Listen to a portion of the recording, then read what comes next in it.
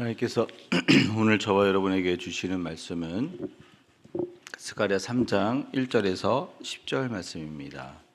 스가랴 3장 1절에서 10절 말씀 같이 한 목소리로 같이 봉독하도록 하겠습니다. 대제사장 여호수아는 여호와의 천사 앞에 섰고 사탄은 그의 오른쪽에 서서 그를 대적하는 것을 여호와께서 내게 보이시니라. 여호와께서 사탄에게 이르시되 사탄아, 여호와께서 너를 책망하노라. 예루살렘을 택한 여호와께서 너를 책망하노라.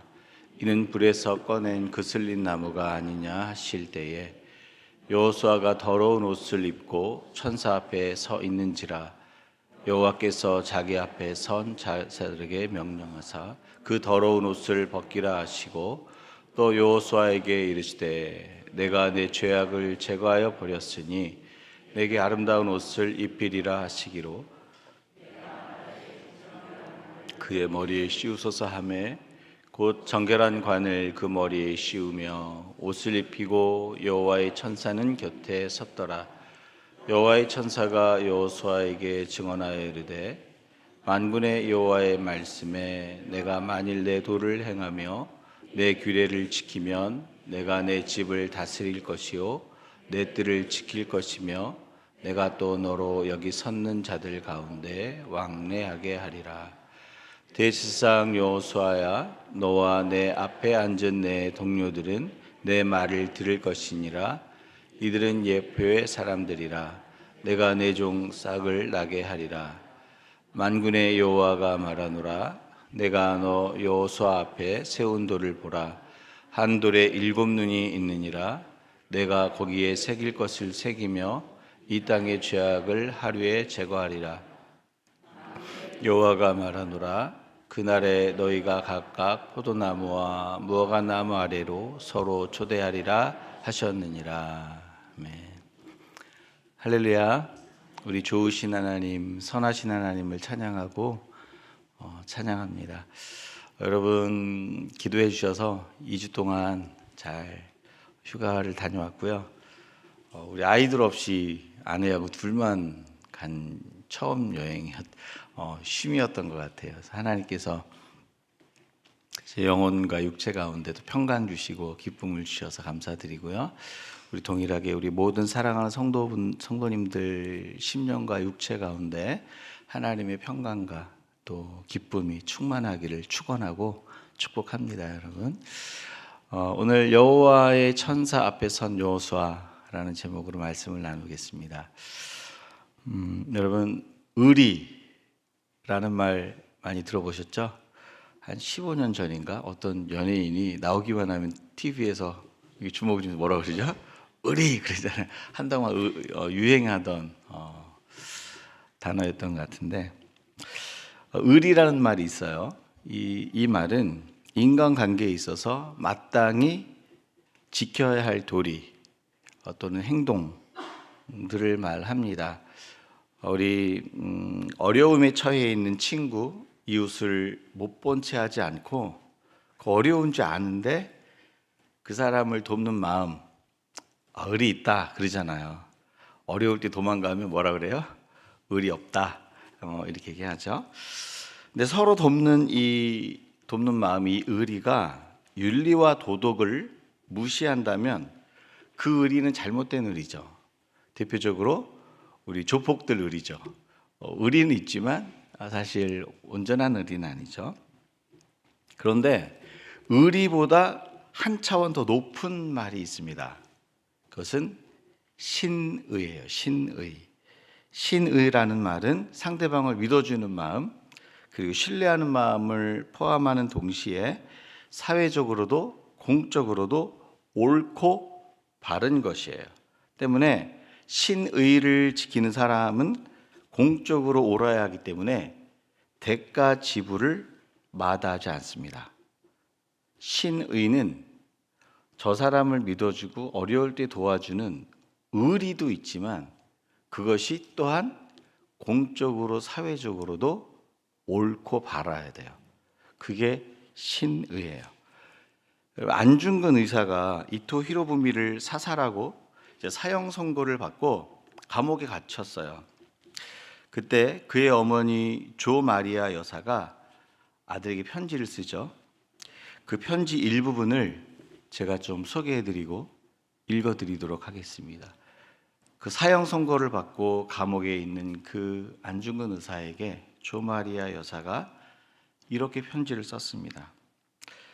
내가 만일 항소를 한다면 그것은 일제의 목숨을 구걸하는 것이다. 내가 나라를 위해 여기까지 이른즉 딴맘 먹지 말고 죽어라. 옳은 일을 하고 받는 형이니 비겁하게 삶을 구걸하지 말고 대의를 위해 죽는 것이 어미에 대한 효도이니라. 이렇게 편지를 써서 보냈어요. 여러분, 이 편지를 쓰신 안중근 어머니는 얼마나 눈물로 쓰셨을까요? 가슴이 찢어졌을 거 아니에요. 힘들었을 거 아니에요. 부모가 자녀를 향한 신의, 자녀가 부모를 향한 신의, 그리고 부모가 자녀를 향할 신의를 향할 때 자녀가 부모를 향해서 신의를 지킬 때에 그것 또한 사회적으로 공적으로 옳고 발라야 하는, 그것을 위해 마땅히 대가를 지불하는 사람들이 우리 삶의 역사 속에서 있었습니다. 여러분, 그런데 우리 하나님은 영원토록 신실하게 그 신의를 저와 여러분 가운데 지키시는 하나님이세요. 죄인된 인간도 그렇게 신의를 지키는 사람이 있잖아요. 근데 우리 하나님은요, 영원토록 신실하게 저와 여러분에게 그 신의를 지키는 하나님이라는 거죠. 민수기 23장 19절에 이렇게 하나님이 선포하고 계세요. 하나님은 사람이 아니시니 거짓말을 하지 아니하시고 인생이 아니시니 후회가 없으시도다. 어찌 그 말씀하신 바를 행하지 않으시며 하신 말씀을 실행하지 않으시랴. 하나님께서 하신 말씀은 반드시 이루어지고 자신이 하신 말씀에 하나님은 신실하시고 신의를 지키는 하나님이라고 말씀하세요. 하나님 그 약속한 말씀을 반드시 성취하시는 신실한 하나님이십니다. 여러분 믿으세요? 창세기 3장 15절에 아담이 타락한 이후에 하나님이 약속을 하시죠.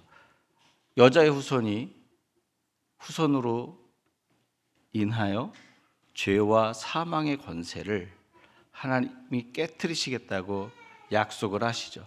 그리고 그 약속대로 하나님께서 독생자 아들을 이 땅 가운데 보내셔서 모든 믿는 자들을 구원하시며 죄와 사단의 권세를 깨트리십니다. 약속한 것을 지키기 위해 아들 예수의 피로 대가를 지불하신 신의의 하나님, 신실하신 하나님이세요. 여러분 믿으세요? 오늘 이 스가랴가 본 네 번째 환상은 신실한 하나님을 증명해 주고 있습니다. 하나님이 어떻게 신실하신지 이 네 번째 환상을 통해서 우리 가운데 그 하나님의 신실하심을 말씀하고 있다라는 거죠. 1절 말씀에 보면 이렇게 돼 있어요. 하나님의 천사가 서 있고 그 앞에 유다의 대제사장 여호수아가 천사 앞에 서 있죠. 그리고 사단은 그 대제사장 여호수아 오른편에 서 있습니다. 오른편에 서 있는 그 사단이 대제사장 여호수아를 고발하고 고소하는 그 환상을 이 스가랴가 보게 된 거예요. 그리고 사단이 여호수아를 대적하는 이유를 찾아보면 3절 말씀에 보니까 제사장으로서 적합하지 않은 옷을 입고 있었기 때문에 그래요. 더러운 옷을 입고 있었다라고 말하고 있어요. 그 더러운 옷을 입고 있었기 때문에 사단이 대제사장 여호수아를 고발하고 고소하는 거예요. 여러분 대제사장 여호수아는 누구입니까? 당시에 학계 스가랴 선지자 그리고 바벨론 1차 포로 귀환자 중에 총독으로 온 수룹바벨, 그리고 대제사장 여호수아는 이스라엘의 재건 운동을 하는 영적 지도자죠. 성전 재건 운동을 앞으로 완성시킬 영적 지도자입니다. 근데 사단은 그 믿음의 공동체를 온전케 하는 그 영적 지도자를 지금 고소하고 고발하고 있어요. 여러분, 이거는 여호수아에게만 국한되는 문제는 아니에요. 모든 성도는 이렇게 사단의 공격을 받습니다. 끊임없이 예수를 믿은 이후에도, 하나님의 백성이 된 이후에도 사단은 끊임없이 우리를 공격합니다. 우리의 죄와 허물을 들춰내고 고발하며 너 자격 미달이야. 너의 행위의 옷이 삶의 옷이 그런데 너가 하나님 앞에 목사라고 제단 위에 설 수 있겠어? 넌 자격 미달이야. 그러고도 중직자라고 할 수 있겠어? 넌 자격 미달이야. 그러고도 성도라고 할 수 있겠어? 넌 더러워. 하나님도 안 받으실걸? 라고 끊임없이 사단은 저와 여러분을 고발하고 고소합니다. 여러분, 이 사단의 고발과 고소에 매여 있을 때에 매여 있는 사람들은 그 영혼이 그리고 그 마음이 흔들리는 거죠. 자유를 잃어버리고 기쁨을 잃어버리고. 왜요? 사단의 끊임없는 정죄와 고소가 있으니까. 사단에 매여 있는 사람들은요, 우리를 정죄하기 때문에, 고소하고 고발하기 때문에 사단의 고소에 매여 있는 사람은 자기를 정죄해요. 그래서 기쁨이 없어요. 이 사단의 고발에서 자유하지 못한 사람들의 한 가지 특징은 뭐냐면 기쁨이 없어요. 자기 자신이 볼 때 자기 자신이 싫어요. 내가 나를 봐도 너무 싫은 거예요. 근데 이 사단의 고발에 매여 있어서 자기 정죄에 빠진 사람들이 문제가 있는데, 그 문제는 뭐냐면 자기와의 관계가 건강하지 못해요. 왜냐하면 자기를 늘 정죄하기 때문에. 사단의 고발과 고소를 옳다고 받아들이고, 그렇지, 나는 더럽지, 나는 깨끗하지 못하지 라는 그 고발 가운데 늘 매여 있기 때문에, 자기 자신을 늘 정죄하기 때문에 자기 자신과의 관계가 건강하지 못해요. 나와의 관계가 건강하지 못하니까 어떻게 돼요? 이웃과의 관계도 늘 깨져 있죠. 그렇게 말하지 않아도 되는데, 그렇게 받아들이지 않아도 되는데, 배우자를 향해서, 이웃을 향해서 깨진 관계를 가질 수밖에 없는 생각과 언어를 사용하게 된다라는 거죠. 그래서 사단의 고발에 매여 있는 사람들은 그 자유와 기쁨이 사라지고 관계가 파괴되는 것을 볼 수가 있습니다. 사랑하는 여러분, 이 사단의 고발이 나와 무관한 것입니까? 절대 무관하지 않아요. 대제사장 여호수아도 지금 사단이 고발하고 있어요. 누구에게요? 하나님께. 하나님, 저 대제사장 보세요. 저 옷을 보세요. 저 언어를 보세요. 저 선택과 결정을 보세요. 옳습니까? 라고 고발하고 있다라는 거죠. 그러니까 저와 여러분이 사실 사단의 고발과 고소에 날마다 노출되어 있는 거예요. 그래서 우리를 얽어매이려고 하는 거죠. 그런데 이 사단의 고발과 고소도 끊임없이 우리에게 제기되는 문제이긴 하지만, 하나님은 사단의 고발과 고소를 그대로 두지 않습니다. 여러분, 사단이 저와 여러분을 고소하고 고발할 때 하나님 어떻게 하셨어요? 오늘 말씀해 보니까 오히려 사단을 꾸짖으셨어요. 사단을 책망하셨어요. 재밌는 건 사단의 고발이 틀리지 않았거든요. 옳았어요. 그러면 사단의 고발이 옳으면 누구를 책망해야 돼요? 대제사장 여호수아를 책망해야 되잖아요. 근데 여호수아를 책망하지 아니하고 사단을 책망하고 하나님이 사단을 꾸짖고 있다라는 거죠. 왜 하나님은 사단을 책망하실까? 왜 우리를 책망하지 않으시고 사단을 책망하실까요? 2절 말씀입니다. 같이 함께 읽습니다. 여호와께서 사탄에게 이르시되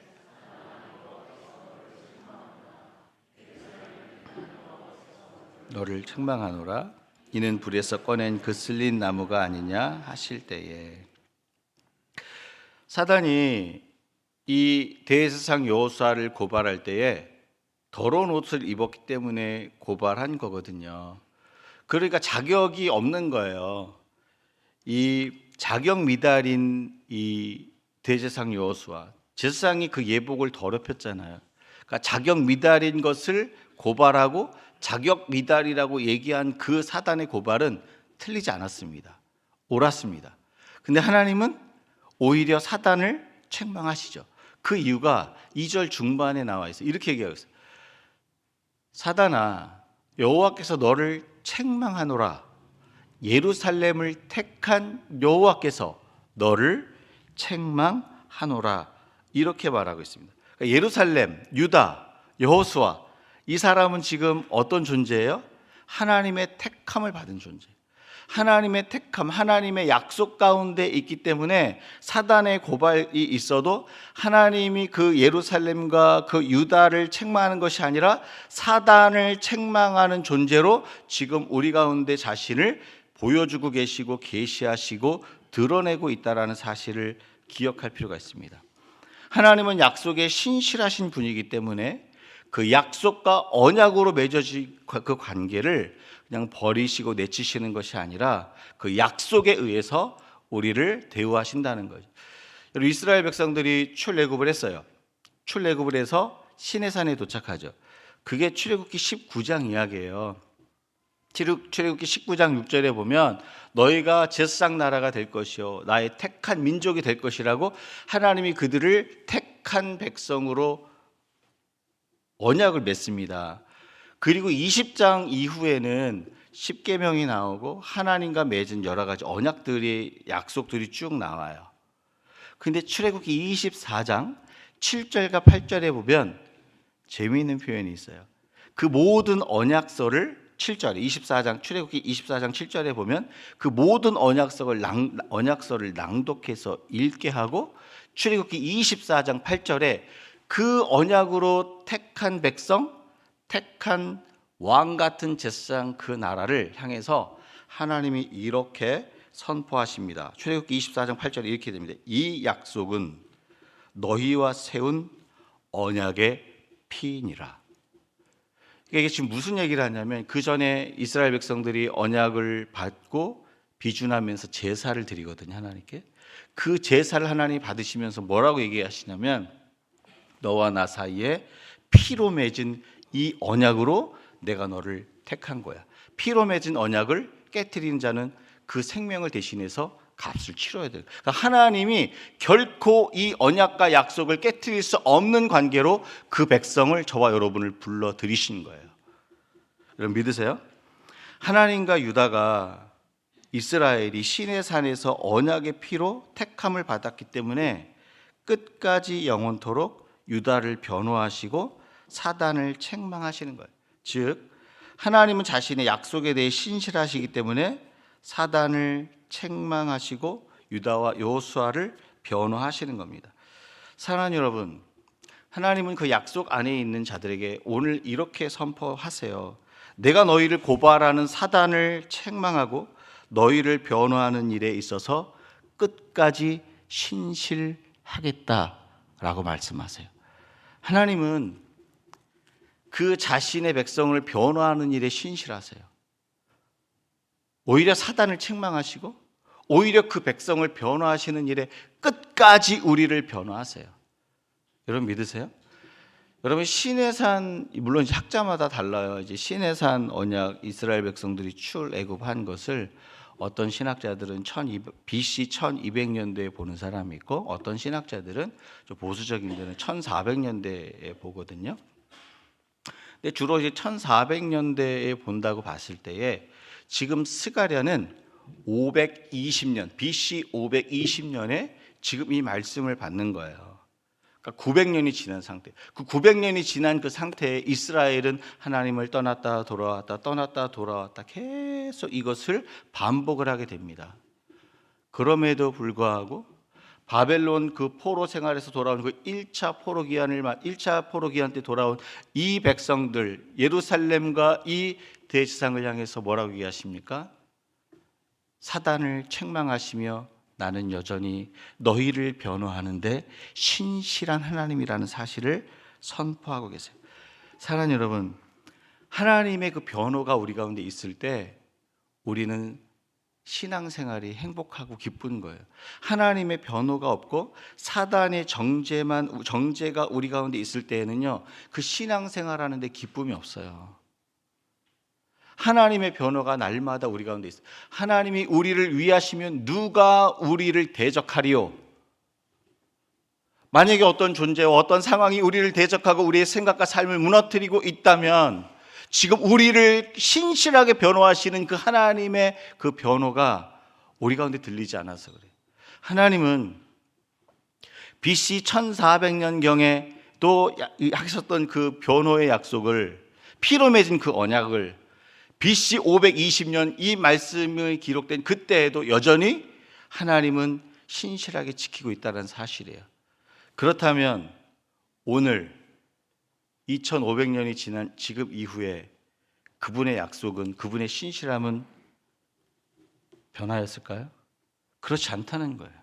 하나님 오늘 우리 가운데 무엇을 선포하시냐면, 나는 너희를 변호하는 일에 신실한 하나님이다 라는 사실을 오늘 이 환상을 통해서 말씀을 하기 시작합니다.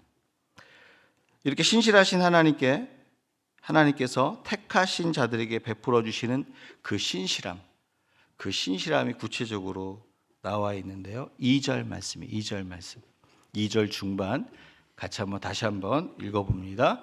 예루살렘을 택한 여호와께서 너를 책망하노라. 이는 불에서 꺼낸 그슬린 나무가 아니냐 하실 때에, 하나님이 예루살렘을 향해서 뭐라고 얘기하시냐면, 이는 불에서 꺼낸 그슬린 나무가 아니냐, 이렇게 말씀하세요. 무슨 뜻일까요? 이 불은요, 유다 백성들이 바벨론 포로 생활에서 당했던 고난을 얘기하는 거예요. 그 고난 가운데 들어갔다가 1차 귀환자들이 돌아왔잖아요. 그 고난 가운데 들어갔다 나온 그 상태, 불에서 꺼낸 그슬린 나무가 아니냐. 지금 고난을 마치고 돌아왔는데 그 상태가 어떠냐면 불에서 꺼낸 그슬린 나무래요. 여러분, 불에서 끄슬린 나무는 어느 용도에 쓰일까요? 불쏘시개 아니면 땔감. 이 불에서 그슬린 나무로 절대 이것을 목재로 쓸 수 없습니다. 집을 짓는데 쓸 수 없어요. 어떤 물건을 만드는데 절대 쓸 수가 없습니다. 불쏘시개로밖에는 쓸 수가 없는 거예요. 그러니까 지금 유다의 상황이 더 이상 사용되기 어려운 상태와 존재, 사용되기 어려운, 소망을 가질 수 없는 그러한 상황에 있다라는 사실을 이 불에서 꺼낸 그슬린 나무라는 표현을 통해서 지금 예루살렘을, 대제사장 여호수아를, 유다를 표현하고 있는 거죠. 이렇게 아무 쓸데없어 보이는 유다를 하나님께서 변호하시고 사단을 꾸짖고 계세요.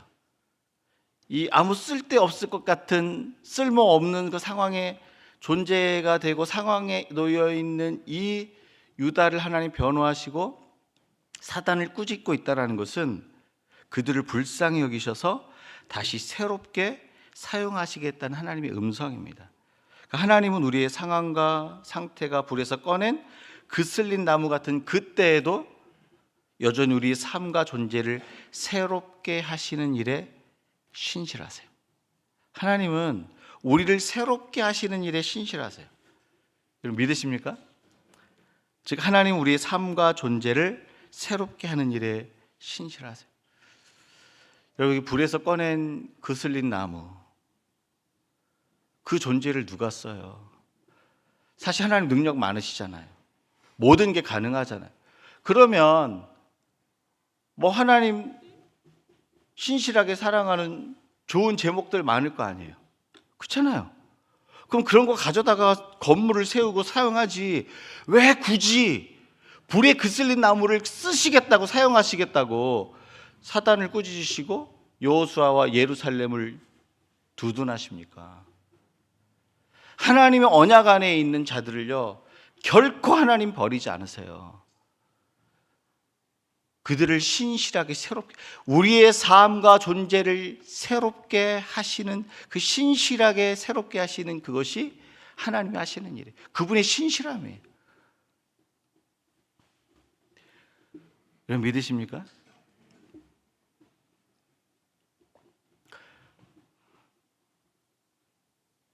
사람 같으면 불에서 꺼낸 그슬린 나무 버릴 것 같아요. 근데 오늘 하나님 약속하세요. 너희의 상황이, 너희의 존재가, 너희의 지금 상태가 불에서 꺼낸 그슬린 나무와 같을지라도 내가 너희를 새롭게 하는 일에 신실한 하나님이다. 너희를 새롭게 하겠다라고 선포하고 계세요. 여러분 포기하지 마세요. 혹시 내 존재를 보며 내 상황을 보며 지금 더 이상 소망을 가질 수 없는 상태입니까? 하나님의 말씀을 들으세요. 나는 너희를 새롭게 하는 일에 신실한 하나님이라고 선포하고 계세요. 제가 토론토에서 사역을 할 때 정말 친하게 이렇게 같이 지내던 그 목사님이 계셨어요. 이제 토론토 이제 중형교회 되는 교회에서 이제 부목사님으로 계셨는데 이분이 이제 11년째 사역을 하는 동안 이 영주권을 얻지 못하고 이제 종교 비자를 가지고 계속 사역을 하고 아이들이 그곳에 함께 토론토에서 생활했습니다. 11년째 되는 해부터 연장을 해야 되는데 비자가 연장이 안 되는 거예요. 이게 점점점 그 이제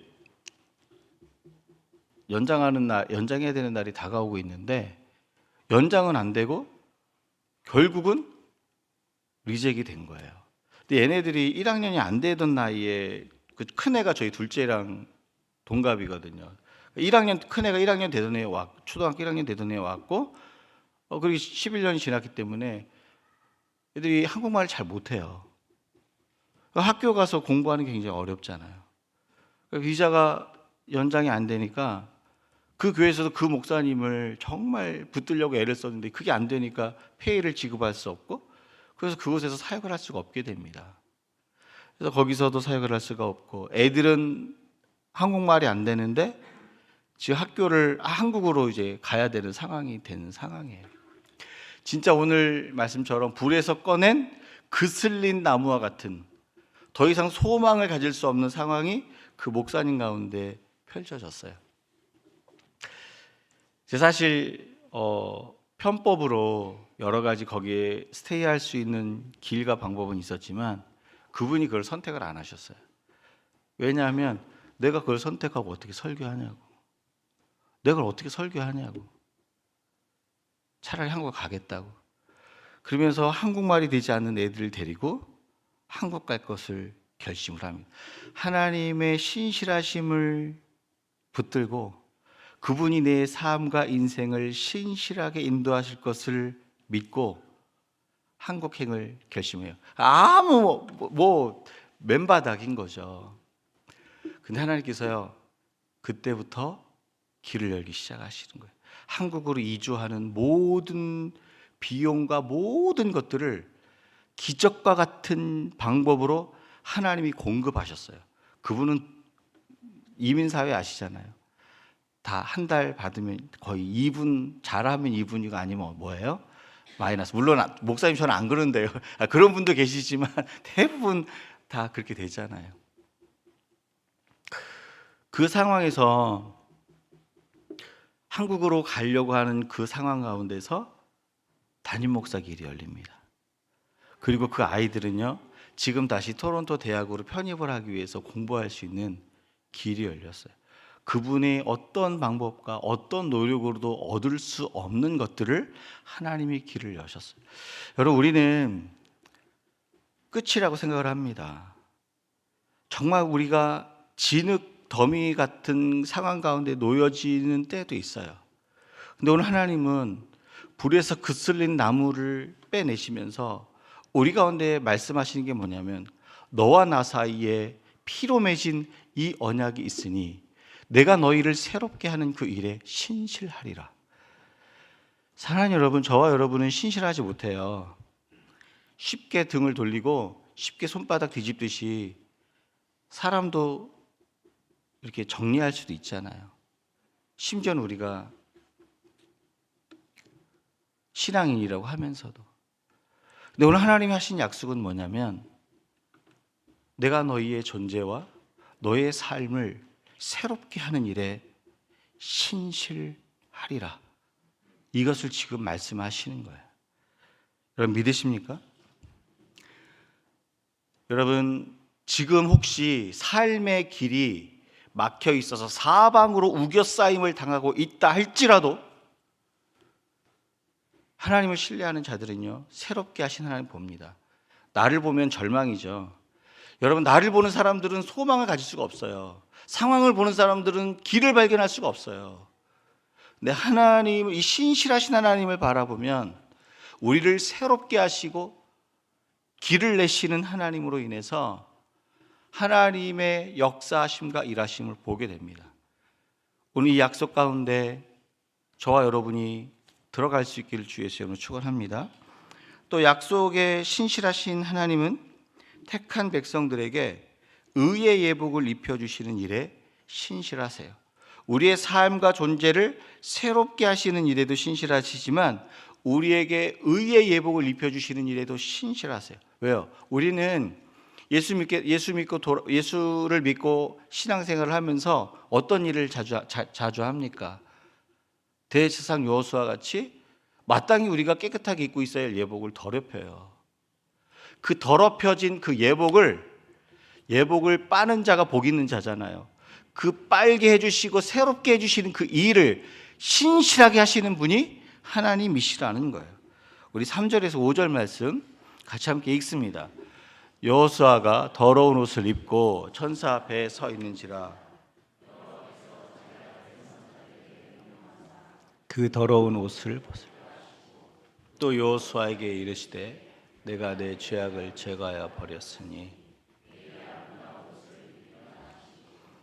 내가 말하되 정결한 관을 머리에 씌우소서. 곧 정결한 관을 그 머리에 씌우며 옷을 입히고 여호와의 천사는 곁에 섰더라. 여러분 대제사장 여호수아가 더러운 옷을 입고 서 있는 것을 보고 사단이 고소했죠. 고발했죠. 그 고발은 틀린 게 아니었어요. 그랬더니 하나님이 어떻게 하십니까? 사단을 책망하시고 오히려 천사에게 얘기를 하죠. 저 더러운 옷을 벗기라. 내가 저의 죄악을 제거하였으니 그리고 아름다운 옷을 입히라. 지금 하나님은 우리의 더러운 옷을 벗기고 의로운 옷을 입히는데 신실하신 하나님이에요. 그런데 그 환상을 보면서 스가랴가 마음에 더 불이 붙었어요. 5절에 보니까 내가 말하되, 이거는 스가랴가 얘기하는 거거든요. 제사장이 어떤 옷을 입어야 되는지 알잖아요. 하나님, 저 머리에 정결한 관을 씌우소서. 제사장이 써야 될 관, 사실 히브리 원어에는 이 터번이에요. 제사장이 써야 되는 거룩한 터번, 이것을 그 머리에 씌우소서 이렇게 요청하였더니 하나님이 그것도 억셉트 하시고 그 대제사장 여호수아에게 그 정결한 옷을 모자를 씌우십니다. 하나님은 더러운 것을 벗겨주시고 의의 옷을 입혀주시는 일에 신실하시죠. 여러분, 인간은 사랑하는 자들에게도 신실하지 않죠. 그렇죠? 사랑한다고 결혼했는데 어떻게 했어요? 배신하는 사람이 있어요. 사랑하는 사람에게도 신실하지 않은 인간은 실패하고 깨끗하지 않은 자에게는 더욱 신실하지 않습니다. 더 무시하죠. 근데 하나님은요, 추한 것을 벗겨주시고 아름다운 것을 입혀주시는 일에 신실하세요. 여러분, 이 사실을 믿으셔야 돼요. 많은 사람들이 하나님의 은혜를 깨닫지 못하는 이유 중에 하나가 뭐냐면, 더러운 옷을 내가 벗고 의로운 옷을 내가 입으려고 하기 때문에 그래요.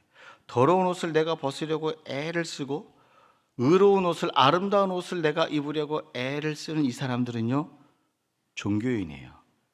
이 사람들은 아무리 열심히 신앙생활을 해도 신앙생활에 기쁨이 없어요. 예수 믿는 게 왜 기쁜지 몰라요. 예수 믿는 게 기쁜 이유 중에 하나는 뭐냐면, 내 힘으로 벗을 수 없는 이 더러운 옷을 하나님이 벗겨주신 것을 경험하니까 기쁜 거예요. 내 능력과 수고로는 입을 수 없는 그 의의 옷을 하나님이 입혀주시니까 기쁜 거예요. 저와 여러분 어떠세요? 예수 믿는 게 기쁘세요? 신앙생활하는 게 기쁘세요? 약속 안에 있는 자들은요, 하나님이 벗겨주시는 은혜, 입혀주시는 은혜가 뭔지 알아요. 여러분, 죄악의 옷을 벗겨주셔야 우리는 기쁜 거예요. 찬송가에도 보면 죄의 옷을 벗겨주신 그 하나님을 경험한 사람들은 이걸 다 노래해요. 찬송가에 보면 이런 찬송이 있죠. 죄악 벗은 우리 영혼은, 그 다음 뭐죠? 기뻐 뛰며 주를 보겠네. 하늘에 계신 주 예수를 영원히 섬기리. 여러분 기억하셔야 돼요. 하나님이 우리의 죄의 옷을 벗겨주시면 세상에서 누릴 수 없고 가질 수 없고 경험할 수 없는 그 기쁨을 하나님으로 얻게 됩니다. 옷은, 죄악의 옷은 하나님이 벗겨주셔야 되는 거예요. 우리가 벗는 게 아니에요. 나는 너희의 죄악의 옷을 벗기고 의의 옷을 입히는 일에 신실한 하나님이라고 말씀하세요. 육신의 정욕, 안목의 정욕, 이생의 자랑을 하나님이 벗겨주실 때 하나님의 세계가, 하나님의 의의 세계가 우리 가운데 보이는, 여러분이 이거 무슨 말인지 깨달을 수 있길 주의 이름으로 축원합니다. 여러분, 사도 바울이 눈에서 예수 믿은 후에 눈에서 비늘이 벗겨졌잖아요. 사람마다 달라요. 여러분, 예수 믿는다고 다 눈에서 뭐 이상한 비늘이 벗겨지는 게 아니에요. 그건 상징이죠. 실제 바울에게 있었지만 그 눈에서 비늘이 벗겨졌을 때에 믿음의 세계, 예수의 세계, 하나님의 세계를 온전히 보게 됐다는 거예요. 하나님이 죄의 옷을 벗겨주셔야 우리는 의의 옷을 입는 거예요. 이 일에 하나님이 신실하시겠다라고 오늘 저와 여러분 가운데 약속하고 계세요. 다시 한번 하나님이 저와 여러분 가운데 질문하세요. 사랑하는 여러분, 예수 믿고 신앙생활하는 것이 때로는 세상에 살아갈 때 버거울 때도 있고 두려울 때도 있지만 기쁘고 즐겁습니까? 예수 믿는 일은 즐거운 일이에요. 예수 믿는 일은 행복한 일이에요. 갑자기 찬송가가 생각이 나요.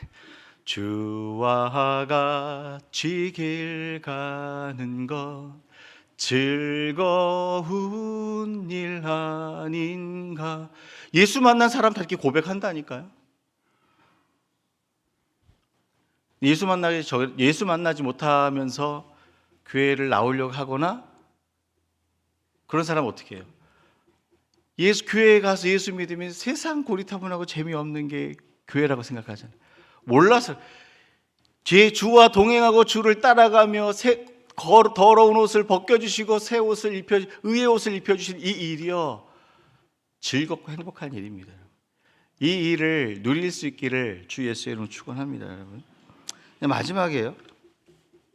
하나님이 이 네 번째 환상을 보여주신 목적이 있습니다. 이 네 번째 환상을 이 스가랴에게 보여주신 것이 어떤 목적이 있을까요? 우리 8절에서 9절 말씀 같이 읽습니다. 대제사장 여호수아야, 너와 내 앞에 앉은 내 동료들은 내 말을 들을 것이니라. 이들은 예표의 사람들이라. 만군의 여호와가 말하노라. 내가 너 여호수아 앞에 세운 돌을 보라. 7 눈이 있느니라. 내가 거기에 새길 것을 새기며 이 땅의 죄악을 하루에 제거하리라. 오늘 여기 말씀해 보니까 하나님께서 대제사장 여호수아에게 말씀하시죠. 대제사장 여호수아야, 너와 내 앞에 앉은 내 동료들은 내 말을 들을 것이니라. 이 동료들은 누구죠? 제사장의 동료는 누구예요? 제사장들이에요. 제사장들이 지금 제사장들을 함께 보여주고 있는데, 지금 보여주고 있는 이 여호수아와 대제사장들은 어떤 상태냐면 1절에서 7절 사이가 지나간 환상이에요. 그러니까 사단을 꾸짖으시고 여호수아를 변론하시며 더러운 옷을 벗기시고 의의 옷을 입혀주신 그 대제사장 여호수아, 그리고 그 동료들의 상태를 하나님이 지금 그 상태에서 이 말씀을 하시는 거예요. 그러면서 이렇게 얘기를 하시죠. 이들은 예표의 사람들이라. 지금 더러운 옷이 벗겨지고 의의 옷이 입혀진 이 여호수아와 이 동료들의 이 상태, 예표의 사람들이, 이게 뭐예요? 예표의 사람들이 앞으로 있을 징조를 위해서 이 사람들에게 이러한 환상을 하나님께서 스가랴에게 보여주셨다라는 거죠. 앞으로 있을 징조는 무엇입니까? 오늘 이 네 번째 환상을 스가랴를 통해서 보여주신 이 여호수아를 변호하시고 더러운 옷을 벗기시고 의의 옷을 입혀주신 이 환상은 왜 보여주신 겁니까? 예표로 보여주신 것인데, 내가 내 종 싹을 나게 하리라. 이 싹은 누굴까요? 이 싹은 이사야 11장에 보면 이새의 가지에서 한 싹이 나겠다라는 얘기를 통해서 누구를 얘기하죠? 예수 그리스도, 오실 메시아를 얘기하는 거죠. 그 예수 그리스도 메시아가 메시아를 보내시겠다라는 약속, 9절에 보니까 만군의 여호와가 말하노라. 내가 너 여호수아 앞에 세운 돌을 보라. 한 돌에 7눈이 있느니라. 내가 거기에 새길 것을 새기며 이 땅의 죄악을 하루에 제거하리라. 여기서 말한 이 한 돌은 무엇을 얘기하는 걸까요? 다니엘서 2장에 보면 이 열방과 세계를 상징하는 그 신상이 하나 보이죠?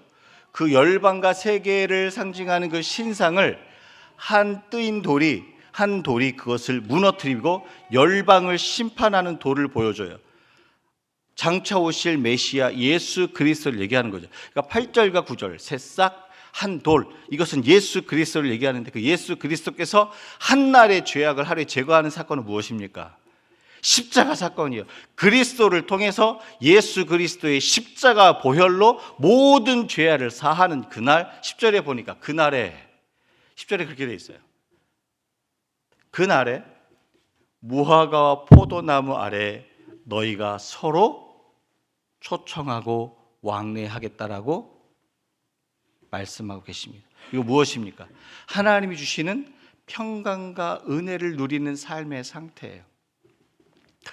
여러분, 지금 여호수아를 향한 이 스가랴를 통해서 여호수아의 환상, 이 네 번째 환상을 보여주시면서 더러운 옷을 벗기시고 의로운 옷을 입히시는 이 환상을 통해서 무엇을 말씀하고 있냐면, 장차 그리스도께서 오셔서 예수 그리스도의 십자가로 너희를 구원하여 그 죄악을 완전히 씻는 그날, 이 환상은 믿는 자들에게 실제가 되리라 라는 사실을 약속하시기 위해서 오늘 이 환상의 목적으로 주시는 거예요.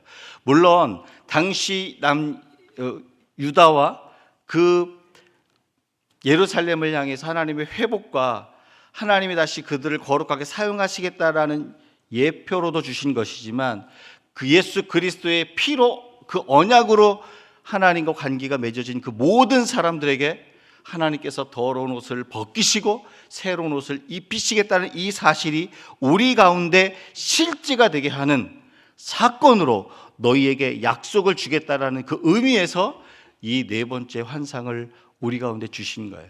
사랑하는 여러분, 예수를 믿는 게 그냥 하나님 제가 예수를 믿습니다, 그냥 이 정도에서 머물러서는 안 되고, 오늘 이 환상의 말씀을 통해 우리 가운데 약속하신 것 같이 우리의 죄의 옷을 벗기시고 의의 옷을 입히시는 그 하나님을 경험하셔야 돼요. 그래서 내 영혼이 기뻐하고 뛰어야 돼요. 그때 비로소 예배가 시작되는 거예요. 그 전까지 예배가 시작되지 않아요. 우리의 죄의 옷을 벗겨주시고 의의 옷을 입혀주시는 그 하나님을 만날 때 참된 예배가 내 속에서부터 시작되는 거예요. 그 사람들이 있는 곳에 하나님이 단 한 사람, 두 사람, 세 사람이 모일지라도 하나님 임재하시는 겁니다, 여러분. 말씀을 정리하겠습니다. 하나님은 우리의 삶과 존재를 새롭게 하시는 일에 신실하세요. 여러분. 우리가 불에서 꺼낸 그슬린 나무와 같은 상황과 존재일지라도 그리스도의 피의 언약 안에 있는 자들은 그들을 새롭게 하는 일에 하나님이 신실하게 일하신다고 약속하고 계십니다. 하나님은 추한 것을 벗겨주시고 아름다운 것을 입혀주시는 일에 신실하세요. 오늘 이 네 번째 환상을 보여주시면서 예수 그리스도의 피의 언약으로 내 백성이 된 자들에게 이 네 번째 환상이 지금도 오늘도 앞으로도 동일하게 이 약속을 이루어 가실 것이라고 하나님 말씀하고 계십니다. 여러분 믿으십니까? 이 하나님의 약속과 말씀이 저와 여러분을 살리는 능력의 말씀이 될 수 있기를 주 예수의 이름으로 축원합니다. 오늘 말씀을 기억하시면서 같이 저희가 찬양하겠는데요. 우리 주님 보좌 앞에 나아가 그 신실하신 하나님을 경험하게 해달라고 여호수아와 같이 불에서 꺼낸 그슬린 나무일지라도 소망하며 나아갑니다.